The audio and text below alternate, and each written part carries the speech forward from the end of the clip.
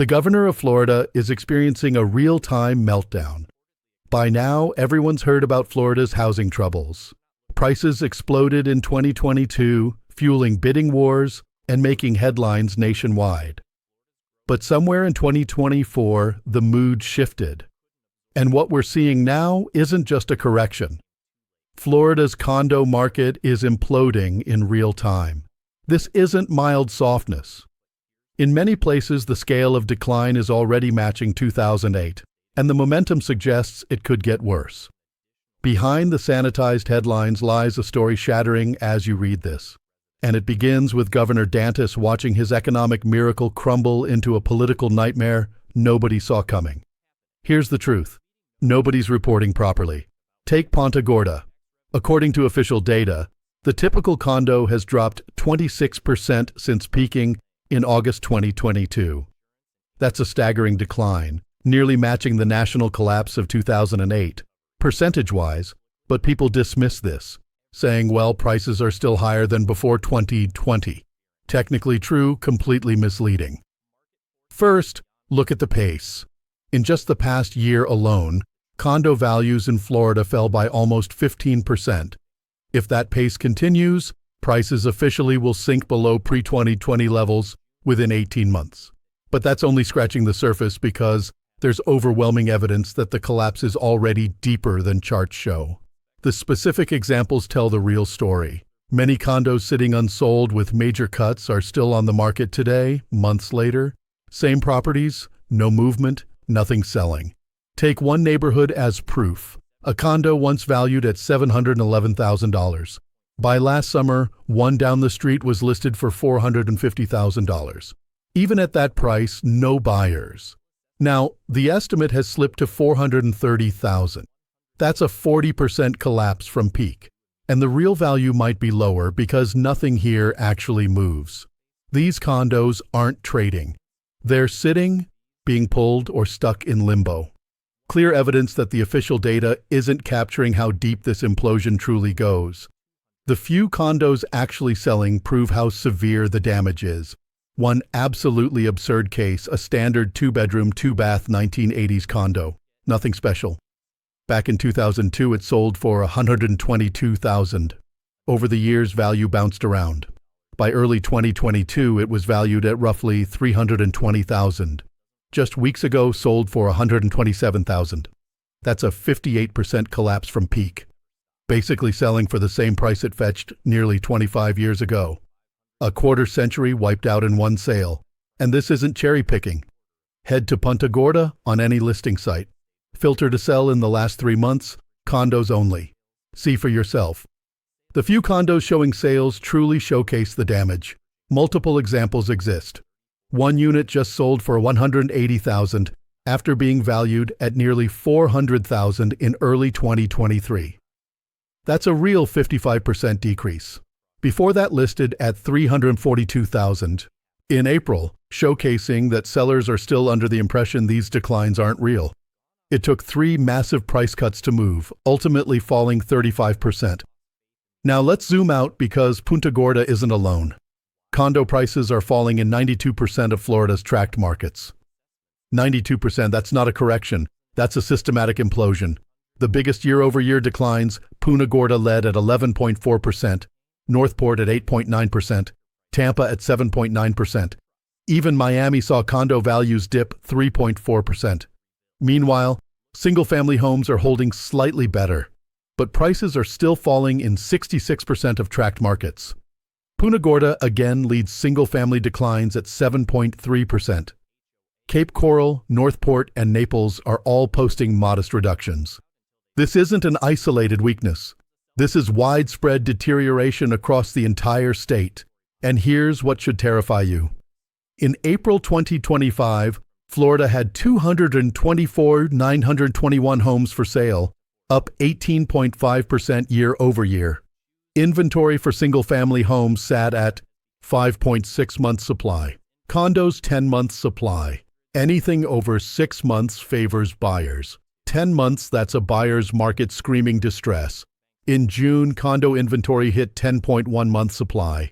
Punta Orta specifically shows 8.3 months for single-family, 12.7 months for condos. The statewide median for single-family homes in March 2025 was $412,500, down 1.9% from the prior year. For condos and townhouses, $315,000, a sharper drop of 4.5% year over year. Looking at the whole first quarter, single-family prices were nearly flat, down just 0.1%. But condo prices falling hard. This is where Governor DeSantis enters the picture, and it's not pretty. In a closed industry meeting, he reportedly acknowledged what everyone on the ground already knows. We're not looking at a market adjustment, we're watching a confidence collapse. According to leaked notes, he admitted Florida's growth wasn't managed properly. Infrastructure couldn't absorb the influx. Insurance. Reforms came too late. Building standards weren't enforced during the boom. Now the state pays the price. But here's the part that should blow your mind. DeSantis revealed state economist Project Florida will lose an additional 100,000 to 150,000 domestic residents over the next 18 months if trends continue. That's on top of the exodus already happening. The meeting notes showed genuine panic about what this means for tax revenue, local governments, and Florida's reputation.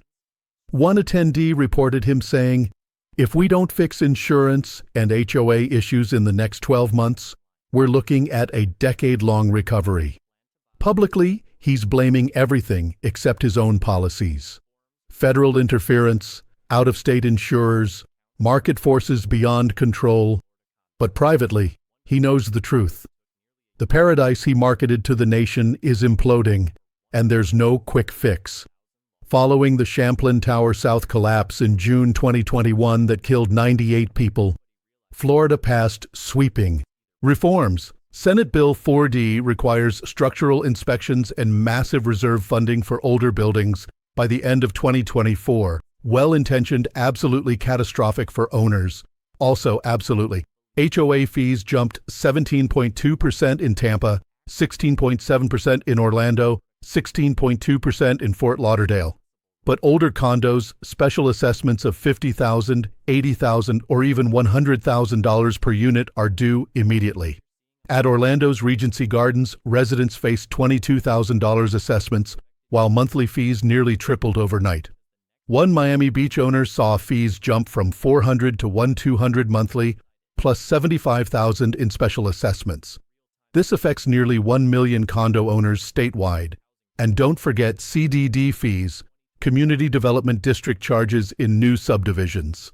Another $200 to $300 monthly on top of everything else. For buyers, the math doesn't work anymore. It's not sticker price killing deals. It's endless rising monthly costs never stop. In Broward and Palm Beach counties, condos under $500,000 saw 6 to 7% price drops in the first quarter of 2025. Miami-Dade stayed relatively flat, but average monthly unit sales plummeted. Sales peaked in 2021, with Miami-Dade averaging 2,134 units monthly. Broward at 1,164, Palm Beach at 1,039. Now dramatically lower across all price points. Here's what's really happening, the part that should terrify every Florida seller. Buyers have gone on strike not because they can't afford properties, but because they've lost faith in the entire system. They're thinking, why pay $500,000 for a condo that might need special assessments next year, $12,000 in insurance, $600 in HOA fees, and could get wiped out by the next hurricane? It's not about sticker price anymore, it's about trust. And once trust breaks, it takes years to rebuild. Look at any Florida real estate discussion online, comments everywhere. Waiting for 30% off. Don't catch a falling knife. I'd buy it if insurance and HOA weren't killing me. People have mentally checked out until they see real change. This becomes a self-fulfilling prophecy. More people wait, more inventory piles up, and everyone gets nervous. But here's the critical difference from 2008. This isn't a traditional crash where people can't afford homes. This is a buyer strike where people choose not to buy because the cost structure has become insane. Florida's inventory exploded by 375% since early 2022. Unlike 2008, this isn't banks dumping foreclosures. This is a calculated standoff between buyers and sellers, each waiting for the other to blink first. So, what happens next? Here's exactly what to watch, because these signals indicate when Florida's market turns. First, when inventory peaks and drops for 3 consecutive months. Second, when citizens' insurance policy count continues dropping below 1 million. Already happening. Third, when more carriers announce their Florida market re-entry. Fourth, institutional buyers quietly return. Fifth, migration numbers tick upward. Sixth, construction lawsuits decline. Some signals are already flashing. Over 30 insurance carriers quietly returned to Florida after 2023. Citizens dropped from 1.44 million policies to under 1 million as private companies return. Some areas are seeing rates decrease for the first time in years. Barrier islands down 25%. Inland areas have flat to 10% decreases. The pros know this. Retail buyers don't. Florida's 2023 insurance reforms successfully reduced litigation, driving 79% of national lawsuits, despite Florida representing only 9% of claims. This lawsuit reduction already generates cost savings passed to consumers. While everyone thinks the insurance crisis worsens, structural problems actually get solved.